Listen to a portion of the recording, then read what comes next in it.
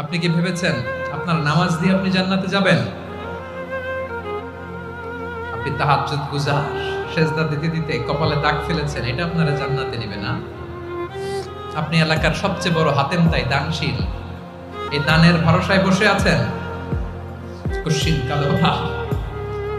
আমাদের নামাজ, আমাদের রোজা, আমাদের ইবাদত, এগুলোকে মিজানের পাল্লায় উঠালে কোনো ওজনই হবে না। তবে আমাদের একটা কৌশল জানা আছে, আমরা আল্লাহর রহমতের ভিখারি।